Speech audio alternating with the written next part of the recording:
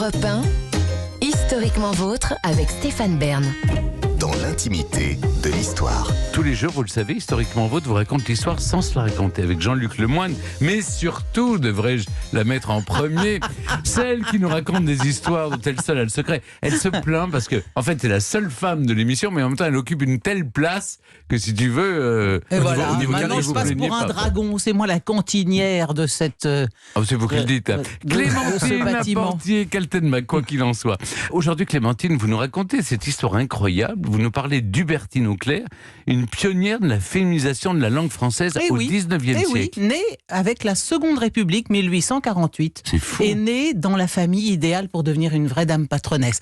Elle est née dans une famille aisée. Bon, son père est un farouche républicain. Il est maire de sa petite ville. Mais sa mère est très, très engagée dans la cause des filles-mères. Est-ce que ce mot, cette expression vous dit encore quelque Bien chose, sûr. la fille-mère? Les filles-mères sont ces femmes qui se retrouvent enceintes. Hors mariage. Ouais, des œuvres souvent, des gens pour qui elle travaillait dans les maisons. Ou, Alors oui. ça peut se produire, ou Oui. par le garçon de ferme Ah, qui ouais, vient bien sûr. les trousser dans la paille.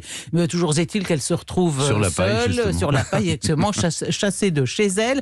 Et donc la mère d'Hubertine est très engagée auprès de ses filles-mères. Elle tente de leur trouver un toit et du travail. Hubertine, la malheureuse, perd très tôt ses parents exemplaires, mais comme elle fait un héritage assez important, cela lui permet d'être indépendante. Et puisque le couvent où elle a essayé d'entrer, eh bien, la trouve trop frondeuse, trop libre, et n'a pas voulu d'elle comme postulante, eh bien, elle sera militante. Et voilà ce qu'elle écrit. « J'ai été presque en naissant une révoltée contre l'écrasement féminin, tant la brutalité de l'homme envers la femme, dont mon enfance avait été épouvantée, m'a de bonne heure déterminée à revendiquer pour mon sexe l'indépendance et la considération. » Elle comprend vite, Hubertine, que lorsqu'on a une force de frappe réduite, parce que l'embryon des féministes dans la seconde partie du 19e, c'est pas encore très très puissant, eh bien il faut mener des actions d'éclat, des actions insolentes, provocatrices et voyantes. Alors, l'une des premières revendications des femmes sous le Second Empire, c'est l'amendement du Code Napoléon. Le Code Napoléon fait de la femme une mineure à vie, soumise à son mari. à son mari ou à son père. Alors du coup, Hubertine et ses copines se rendent à des mariages, et dès que le maire prononce la fameuse phrase « La femme doit soumission et obéissance à son mari », elles se mettent à pousser des cris, à hurler « Ouh, ouh, ouh !» Elles sont furieuses. Donc elles courent les mairies comme ça pour aller crier. Elles rentrent dans la Ligue française pour le droit des femmes, dont le président d'honneur est, excusez du peu, Victor Hugo. Donc dans cet embryon de militantisme féministe, on se bat pour l'indépendance économique des femmes, le droit pour une femme de garder son salaire, le divorce, le droit de vote.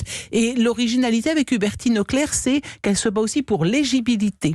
Et à l'époque, les femmes, certaines femmes aimeraient bien en effet pouvoir voter, mais n'en sont pas encore du tout à s'imaginer pouvoir être candidates. Elle fonde même, Hubertine, en 1876, la Société du droit des femmes, qui prône l'égalité absolue entre hommes et femmes. 1876, vous voyez, c'est quand même elle est une visionnaire, cette femme. Quand elle crée un journal, il s'intitule Citoyenne. Quand elle écrit un livre, c'est le vote des femmes et les femmes au gouvernail. On croirait le slogan de Giscard.